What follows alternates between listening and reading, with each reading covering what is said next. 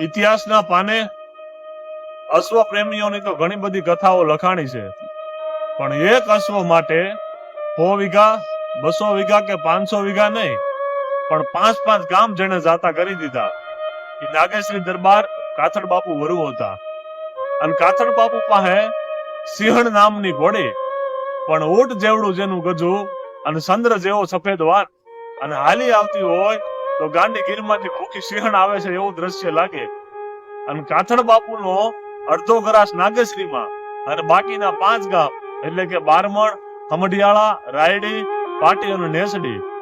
અને એ વખતમાં જમીન માપણી માટે અંગ્રેજ અધિકારીઓ આવેલા, અને બગસરા ગામમાં અંગ્રેજ અધિકારીઓનો કેમ્પ.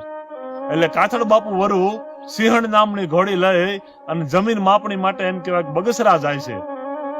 અને એ અંગ્રેજ અધિકારી કર્નલ હોકર, અને એને આ સિંહણ નામની ઘોડી ગમી જાય છે. એટલે માણસોને વાત કરે છે અને કહે છે કે કાથડ વરુને વાત કરો કે એનો જે 5 ગામનો ગરાહ છે એની ઉપર ભાવનગર મહારાજ વજેસિંહની મીઠી નજર છે, અને એ ગ્રાહ આંચકી લેવાના છે. પણ જો એ સિંહણ નામની ઘોડી મને આપી દે તો એ ગ્રાહ રહી જાય. એટલે માણસોએ કીધું કે સાહેબ, સિંહણ તો કાથડ વરુનું અડધું અંગ કહેવાય, એ ઘોડી તમને નહીં આપે, કે વાત તો કરો.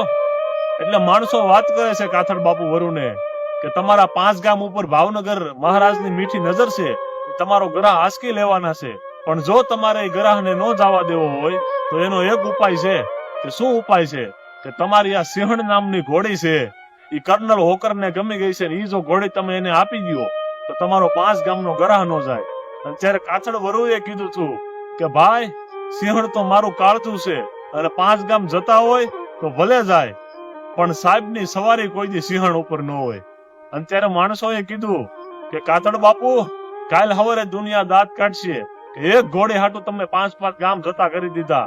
અને ત્યારે કાથડ વરુએ કીધું, કાથડ વરુના ફોળિયામાં જ્યાં સુધી પ્રાણ છે ત્યાં સુધી સાહેબની સવારી આના ઉપર ન હોય, અને જેથી મારું ફળિયું નહીં હોય આ જગતમાં તેથી આ ઘોડી તુલસીશ્યામની જગ્યામાં બંધા હે, પણ કાથડ વરુ સિંહણ નામની ઘોડી કોઈને ન આપે. પણ મારો કહેવાનો ભાવાર્થ એ છે કે આજે ભાવનગરના મહારાજા નથી રહ્યા, કાથડ વરુ નથી રહ્યા, અને સિંહણ નામની ઘોડી નથી રહી, પણ ઇતિહાસના પાનામાં અશ્વ પ્રેમ કોને કહેવાય, અશ્વ પ્રત્યેની લાગણી કોને કહેવાય, અને એક અશ્વ માટે જેને 5 ગામ આપી દીધા, એ કાથડ વરુની વાત અમર રહી ગઈ છે.